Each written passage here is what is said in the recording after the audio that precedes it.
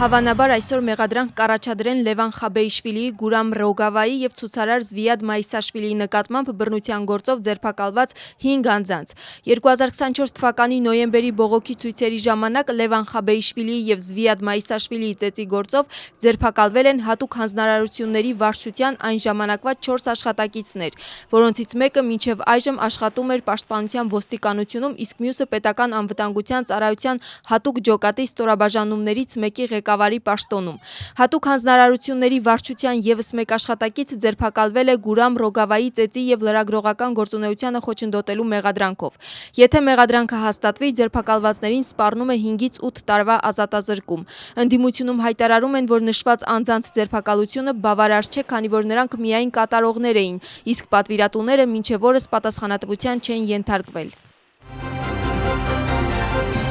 Այս պահին Ամերիկայի Միացյալ Նահանգների պետքարտուղարի օգնականի տեղակալ Սոնատա Քոլթերը, որը գտնվում է Վրաստանում, հանդիպում է ընդդիմադիր կուսակցությունների ներկայացուցիչների հետ։ Հանդիպմանը, որը սկսվել է մոտ կես ժամ առաջ, գտնվում են ընդդիմադիր դաշինքի առաջնորդները, Ուժեղ Վրաստանի ներկայացուցիչները, Լելով Վրաստանի համար կուսակցության առաջնորդ Բադրի Ջափարիձեն և Վրաստանում Ամերիկայի դեսպանի ժամանակավոր պաշտոնակատարը։ Հանդիպման մեկնարկից առաջ քաղաքական գործիչները լրատվամիջոցներին մեկնաբանություններ չեն տվել։ Հատկանշական է, որ հանդիպմանը ներկա չեն ազգային շարժման անդամները։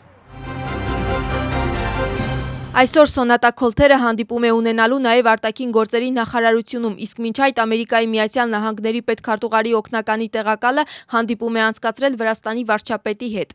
Կառավարության վարչակազմի տեղեկությամբ Իրակլի Կոբախիձեն ևս մեկ անգամ հաստատել է Վրաստանի կառավարության պատրաստակամությունը երկկողմ հարաբերությունների վերագործարկման հարցում։ Արտաքին քաղաքական գերատեսչության ղեկավարի հայտարարությամբ մայիսի վերջին ԱՄՆ-ից նախատեսվում է ևս մեկ պատվիրակության այց, որի շրջանակներում ավելի մանրամասն կքննարկվեն Վրաստանի և ԱՄՆ-ի համագործակցության հետագա քայլերը։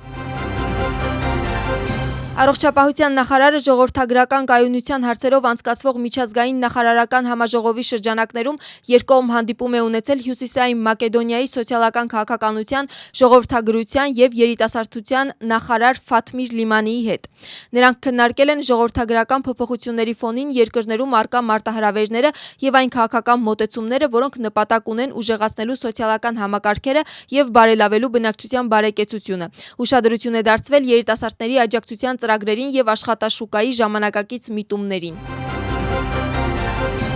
Ամերիկյան բարձր դասի 3 կործանիչներ հաջողությամբ հատել են Հորմուզի նեղուցը։ Չնայած նրան, որ նրանց վրա կրակ են բացել, նավերը որևէ վնաս չեն ստացել, գրում է ԱՄՆ-ի նախագահը։ Դոնալդ Թրամփի խոսքով Իրանը երբեք չի ունենա միջուկային զենք կիրառելու հնարավորություն։ Դոնալդ Թրամփի խոսքով Իրանի հետ հրադադարի համաձայնագիրը շարունակում է մնալ ուժի մեջ և ներկայումս Իրանի հետ բանակցություններ են ընթանում։ Հարցին, թե արդյոք Իրանը պատասխանել է մեկ էջանոց առաջարկին, Թրամփը նշել է, որ ԱՄՆ-ի առաջարկը, որը նպատակ ունի ավարտել Իրանի հետ հակամարտությունը, ավելի լայնածավալ է, քան մեկ էջանոց առաջարկը։